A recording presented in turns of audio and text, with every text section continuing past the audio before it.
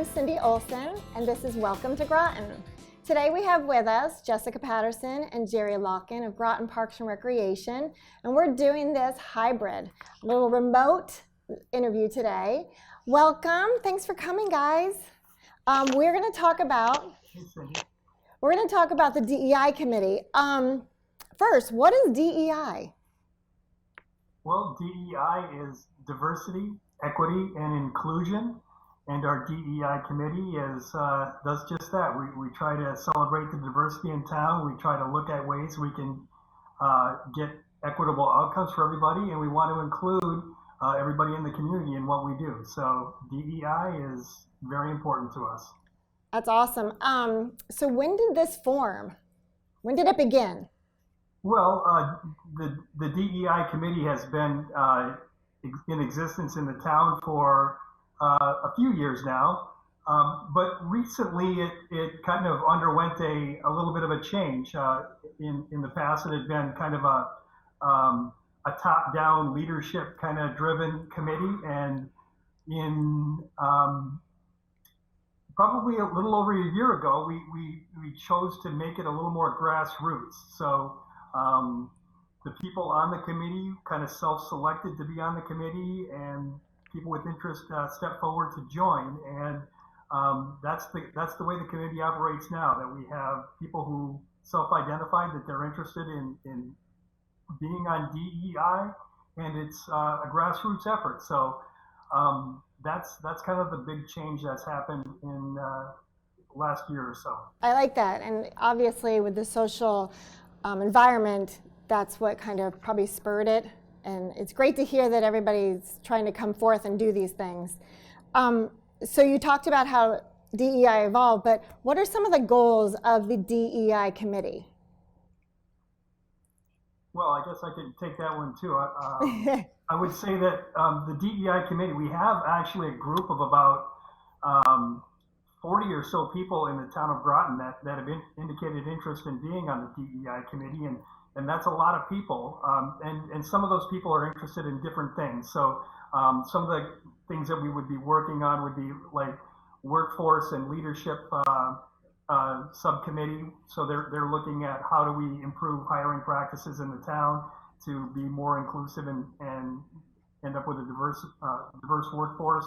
Also in elected and appointed officials, people that serve on the zoning board or the library board or the Parks and Rec board or whatever, we want to have that same diversity reflected there. We have a citizen response group that has their ears open to the community to hear what kind of issues that people might be experiencing, and they'll work with them in trying to find ways to solve those issues. Education and outreach, obviously, we're interested in telling people more about DEI and how we can outreach it and connect with various people in the community better. And I think you might know a little something about the events committee, Cindy, since you're the chair of it.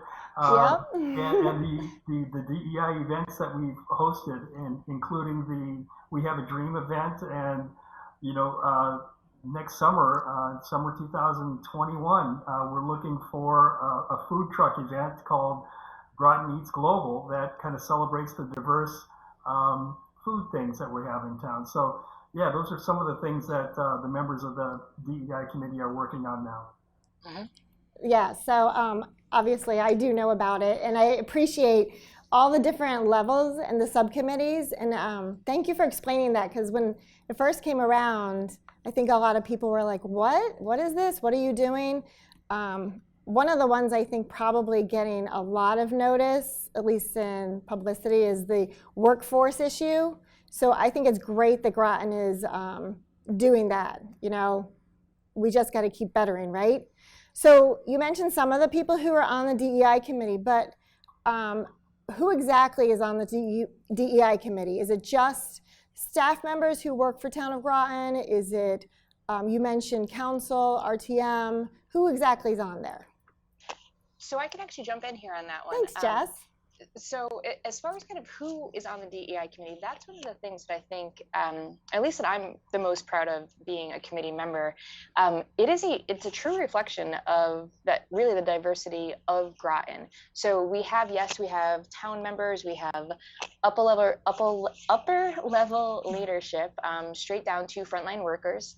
But we also work with partner agencies. So not only through Parks and Recreation, which Jerry and I are both members of, but just across the town, one of the big outreach efforts with kind of the DEI 2.0 version was to actively connect with people in the community to find out, well, what is it that you're seeing, hearing, how do you feel, and do you know that these options are available for you to kind of be able to voice your experience through this platform that we've created. So we have, this is both a town and a city effort. We have partnered with specifically Parks and Recreation over with the city. We also have local business owners, we have church affiliates, we have community members, parents. We do have some representatives from town council and the RTM. But one of the big things that we've really kind of focused on and have been finding really good success with, and that's a distinction over kind of the previous DEI committee, is when you come to the DEI committee, you are a committee member first, and then secondary, you may be a town councilor or an outreach coordinator or a recreation manager. So when you come to speak kind of your experience, your truth, ask questions, share kind of comments, opinions, a lot of what we talk about is sensitive. So we want to make sure that everybody feels like there is an equal playing field on their experiences, their questions, and it's really been something that I'm certainly very proud of, because we've taken this from I believe it was about a dozen people to kick off with about a year and a half ago to well up over 40 now.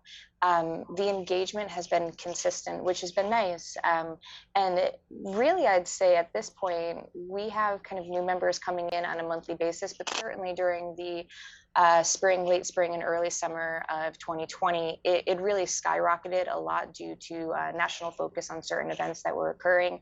And the big questions were like, well, how does that impact Groton? Does it impact Groton? And what are we going to do about it? And that's something that we are still actively working on. And it's been an exciting time. It's been a challenging time, certainly, but it's been an exciting time with the impacts that we've been able to make so far. Yeah. To your point that you said, that everyone who's in the committee, whether they are a council member or a Town of Groton employee or a citizen of the community, everybody has the same voice, and there is equity in our meetings, which, by the way, obviously have been virtual for most of this in the past year. But I totally agree to that, and I think that is one of the things that a lot of people need to know going forth if they're interested in being part of this committee. That yes, just because you may work under somebody else who's on this committee, your voice is just as important. And I think that's kind of what this committee is about for all of Groton, is your voice matters. Right. Jessica, you pointed out, the tumultuous times we had last year and that we're still dealing with. Why is it important that Groton has a DEI committee such as this? I'm going to answer a part of that, and I'm going to let Jerry jump in. Okay. I think it's important for me because representation matters. And both personally and professionally, being involved in this initiative has really had some transformational effects on me. And it's something that the more that I am learning about and educating myself on various topics, it's been helpful to be able to have a place where you can feel safe to ask questions and to listen, and to know that everybody who is there for the reason. I mean, there may be varying reasons as to, like how it impacts you directly, but is there because as a community in Groton, we really identified this is something that we want to focus on. This is something that we want everyone in the community, whether you're a lifelong resident or kind of a newbie, that you're welcome here. This is a place for you to feel safe. This is a place for you to feel welcome as your authentic self. So you don't need to be someone else to fit in here. We are really making and working towards the goal of having the community being, we're accepting of everyone, so come as you are. And by the way, hope you have fun, because that's really what we're about. Okay, Jerry? So yeah, I would add to that, in these tumultuous times, I mean, we are, those of us who work for the town of Groton are paid to provide services for the town of Groton.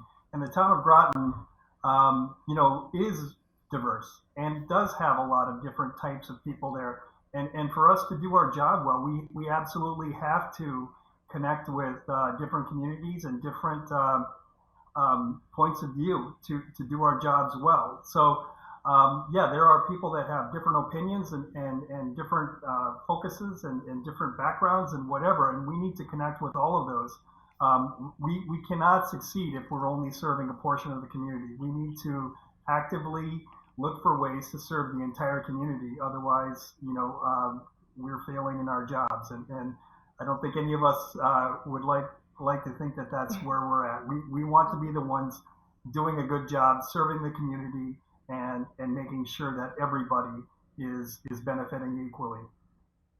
Yeah, well said, Jerry. I agree that, Groton is diverse on so many levels, and so it's important that, and speaking as a Groton Town employee, that we do meet the needs of all of our persons in the community.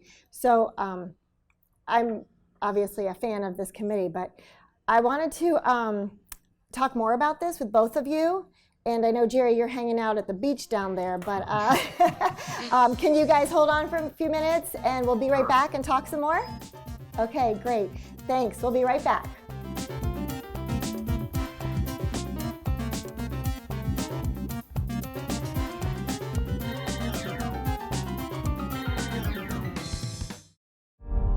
I don't think we're free in this country.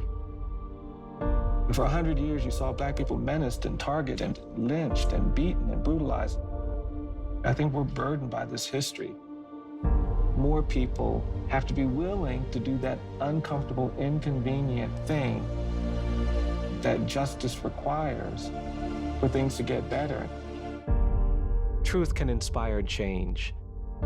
Learn more at EJI.org. So you think you're safe in your COVID bubble, huh? You don't wear your mask because you're around each other all the time and you trust each other. If only it were that simple. Let's say you go over to your neighbor's house. That's okay, right? They're in your bubble. But your neighbor goes to work and has a coworker that doesn't wear a mask over his nose. And that coworker has a family and grown children that also go to work. Your neighbor also has a close relative who goes to bonfires at another friend's house regularly, where everyone is close together but don't wear masks because they're outside, and they all have families and coworkers.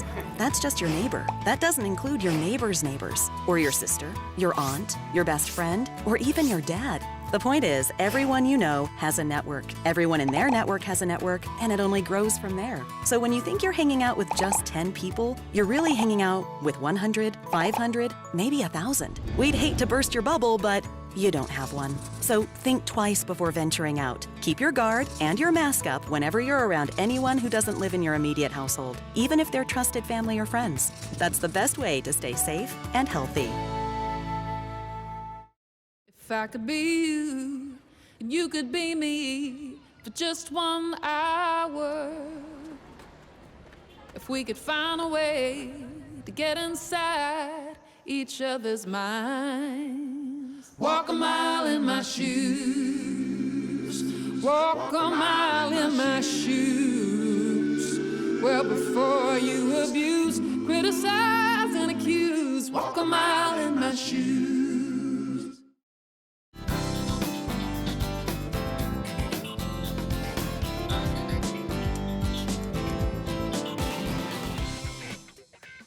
Hello, and thanks for tuning back in with Welcome to Groton. Today we're talking about the DEI committee in the town of Groton, and we have Jessica and Jerry with us.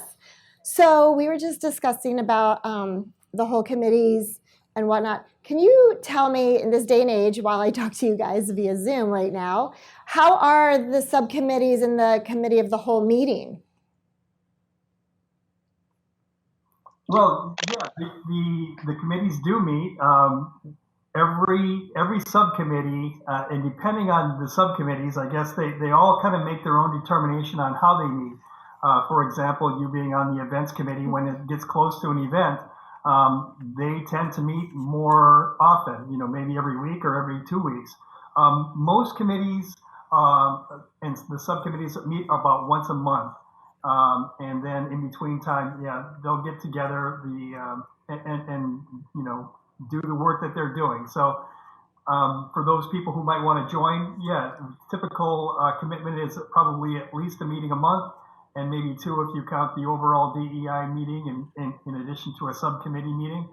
So that's it's not an overwhelming amount of time that's required, but it's really kind of driven by each subcommittee and what tasks they're trying to accomplish. Right. And Jerry, I'm glad you mentioned that because some people might want to join and not know, like, what is my, what's the time I have to commit to this? So thank you for mentioning that. How unique is Groton DEI committee to Connecticut? Wow, how unique are we? I'm not sure that we're unique. I would hope most communities have some type of a DEI committee in place, but I think the thing that I think makes us unique here is the fact that we are really trying to go beyond just our organization, which is the town of Groton government. We're looking at including the workforce, the people that work here, plus the people on our boards and commissions, plus these community partners that Jessica outlined earlier. So yeah, I think we might be probably unique in that way, in the sense that we are really providing opportunity town-wide and going beyond just town government. So yeah, I think that's probably one of the ways that we are unique. That's great. And I do hope every community has this. I really do. What are some of the programs, events that the Diversity, Equity, Inclusion Committee has planned for Groton? Well, I feel like I should be asking you this question since you're the chair of the events subcommittee. But yeah, we started off and we did a couple of things. One, like in Pride Month, we had a flag raising ceremony at Town Hall where we put the Pride flag up along with the United States flag at Town Hall. We took on not necessarily an event, but a project of training hundreds of people. That was kind of a big thing in the midst of the pandemic. It really providing was. Training for lots of people. And also in the midst of the pandemic, we did the We Have a Dream event at the Groton Public Library, where we were celebrating the March on Washington and Martin Luther King Jr.'s I Have a Dream speech. And we had our local voices in town, writers and poets and religious people from various churches and whatever, doing their best to kind of promote that message here in our own town. And certainly, things that we're looking for, we mentioned the food truck festival that's going to be coming up, but February here is Black History Month. And, so we're looking for those opportunities to highlight, celebrate, and just promote things that are happening in the town that are DEI related. I like it. I just wanted to mention the training was not just a one-day training. It was not just a 1-hour training. This was a comprehensive training that you guys set up, and I can't imagine planning for this, that you set up for not only the Town of Groton employees, but for the citizens of Groton. And I found it, exceptional, but I loved the people who were running it, but I also found like it really made everybody have introspection. You couldn't get away with just being on the surface. It was very raw, and I think that's exactly what we needed. So I commend you guys for doing that. And I look forward to future trainings. Are there any other future trainings we'll have? Yeah, Cindy, and I guess I'm just going to walk back to the training that we did. We did record a lot of these things, and we do have a lot of online resources that we we continue to make available. So for, there's probably a lot of people out there viewing this that weren't able to take part in that training. So, if we go to the town's website, we have a new website here in the town, and you go to the DEI webpage, you can find out some of those resources and see some of those things that we've done. But certainly in the short term here, in the next few months, we expect to be doing some training on gender issues and LGBTQ issues, and find out more about that, understand it more, and find out how we can make our community more welcoming in terms of different populations, in terms of, like I say, gender and sexuality and things like that. Also, we have a lot of people, in the town that have some kind of disabilities, people with hearing disabilities or mobility issues or cognitive issues or whatever. And we definitely want to be doing more training in terms of that.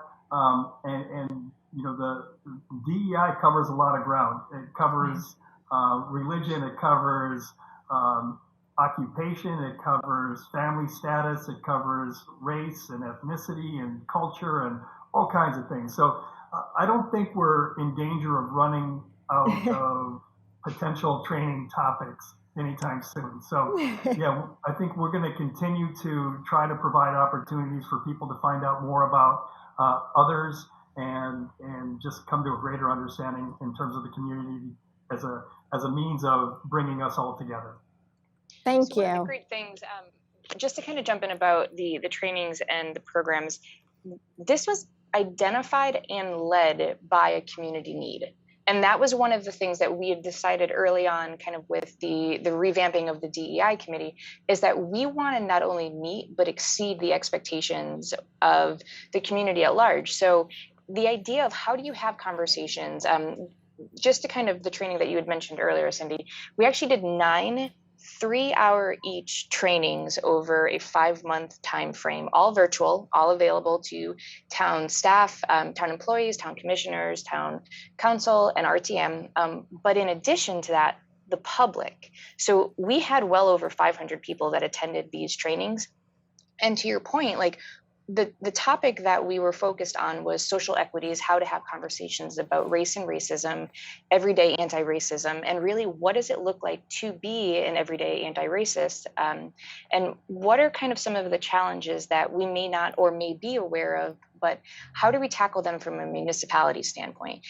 These are all hugely sensitive topics, and the very first thing that the committee had identified is we need to know that we're all speaking the same language, and we need to know that we can all share and feel comfortable in kind of the safe space. So the very first thing that was identified within the community within the committee itself, based on community interest and needs, was, hey, we need training. We need to know how to talk to each other about this. We need to know that, we can expect that this is going to be an uncomfortable thing, but how do we come back to work the next day or meet each other at the grocery store or kind of going for a walk in the park?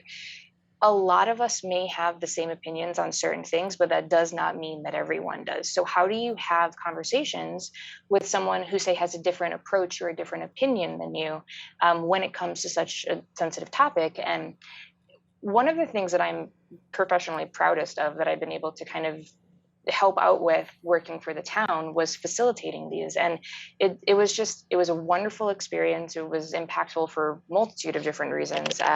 But using that as kind of the gold standard of how do we move forward with training? And it was identified within the group that, yeah, we'd like to know more about LGBTQ, the community, the language, the topics, and also persons with disabilities, because those are 3 really highly identified groups within Groton. So we're really encouraging the community, if you're interested, please come to a meeting. Please reach out to any of us.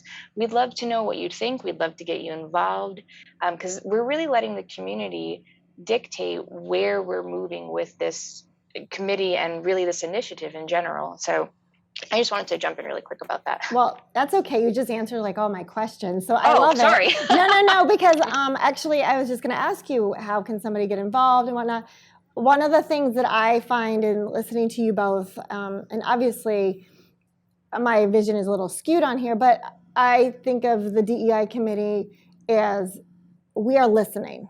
We're not just it's just the training, we all spoke and we all had something to say, but we actually listened to one another, and I think that was huge, and I think that's something we need to go forth with, and it sounds like that is a general purpose of everyone involved. So if you do have this urge to help out with that purpose, yes, do reach out to us.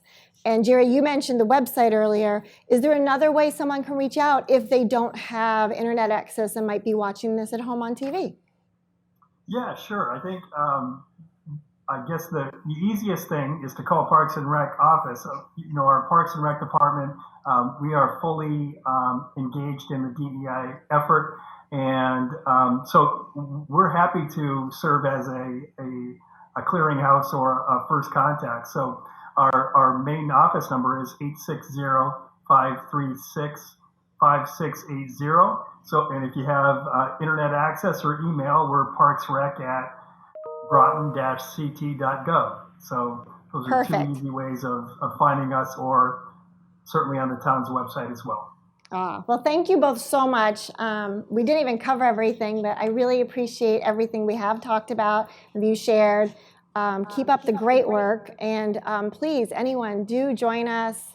Come ask for more information on the DEI committee, and we do look forward to a lot more trainings and a lot more events. And like you said, we're not going to run out of topics.